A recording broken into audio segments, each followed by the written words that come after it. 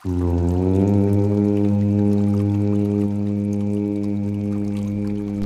bukunya, Greg Braden mengajak kita semua kembali pada apa yang disebut kekuatan terbesar di alam semesta. Dan kekuatan itu dinamakan doa.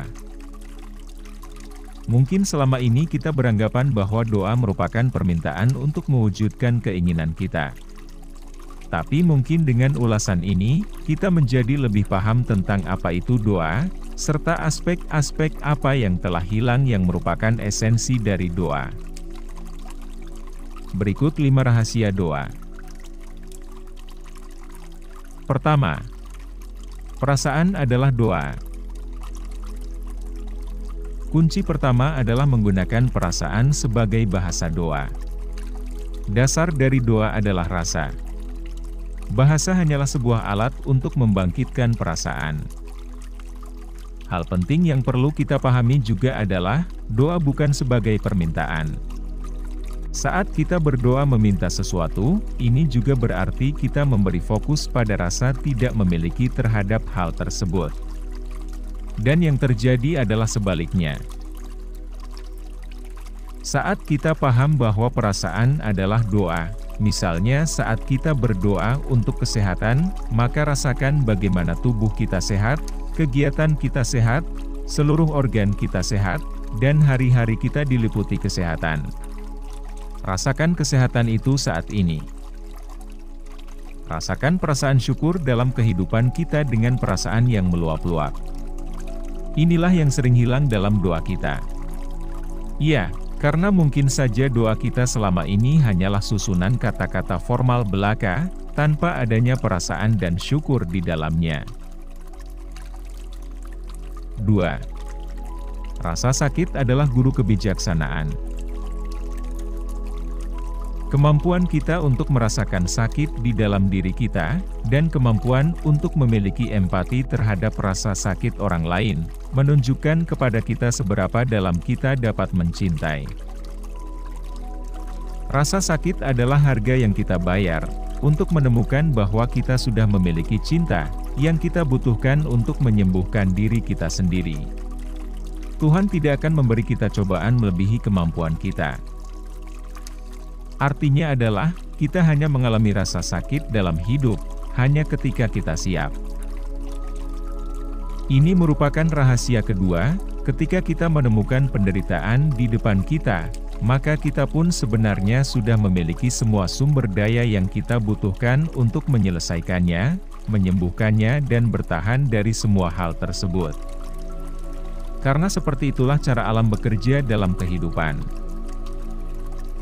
Kunci untuk menyembuhkan diri kita adalah, dengan membiarkan cinta masuk ke dalam hidup kita. Ikhlas dan berserah adalah kata yang paling dekat dalam hal ini. Dengan memahami ini, cinta lebih mudah mengalir dan menyembuhkan diri kita. Ini akan mengubah rasa sakit terbesar kita, menjadi kebijaksanaan terdalam dari diri kita. 3. Keheningan adalah berkah yang sesungguhnya. Bagian ini menyajikan pertanyaan reflektif. Bagaimana cara kita berdoa dan mengalami perasaan positif, sementara kita sedang marah dan terluka, dan saat itu kita hanya ingin rasa sakit kita berhenti? Greg mengatakan ada sebuah rahasia yang terdapat di ruang antara, dari segala sesuatu di alam semesta ini. Ruang antara kelahiran dan kematian. Ruang antara permulaan dan akhir. Ruang antara nafas masuk dan nafas keluar. Dari ruang inilah, kita diberi kekuatan untuk menyembuhkan tubuh dan mengubah hidup kita. Ada yang menerjemahkan ruang antara ini sebagai jeda, atau waktu berhenti, istirahat sebentar. Anda diminta merasakan jeda dari setiap hal. Jeda di antara nafas masuk dan nafas keluar, jeda di antara dua pikiran. Jeda di antara dua suara. Ini sejalan dengan salah satu teknik meditasi kuno, yaitu merasakan jeda di antara dua nafas. Ketika kita menyentuh jeda tersebut, pikiran berhenti dan Anda berada di antara ruang awal dan akhir. Ketika Anda berada di sana, Anda menjadi berkah itu sendiri. 4. Keindahan adalah sebuah transformasi. Keindahan memang mempunyai arti yang berbeda bagi setiap orang. Dari perspektif ini, keindahan adalah sesuatu yang lebih dari hal-hal yang menyenangkan mata kita. Keindahan adalah pengalaman dari hati, pikiran dan jiwa. Keindahan adalah menerima apa yang datang dalam hidup kita dengan rasa besar hati, tanpa membandingkan satu pengalaman dengan pengalaman lainnya. Bahkan, kesedihan pun membawa keindahannya sendiri. Melihat dengan mata keindahan, kita diberi kekuatan untuk mengubah perasaan yang kita miliki dalam tubuh kita. Jadi setiap hari yang kita jalani, kita diberi pilihan untuk melihat keindahannya atau menghindarinya. Apabila kita bisa melihat keindahan dari setiap hal, maka keindahan dapat mengubah perasaan kita. 5. Menciptakan doa Anda sendiri. Berdasarkan dari apa yang disampaikan oleh Greg dalam bukunya ini, doa dilandasi oleh 4 hal ini.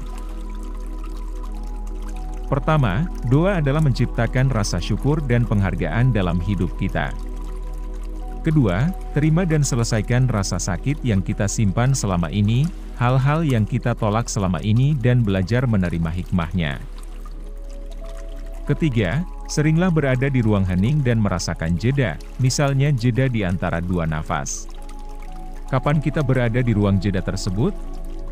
Saat kita meletakkan pikiran kita. Keempat, melihat keindahan dalam setiap peristiwa yang hadir dalam hidup kita.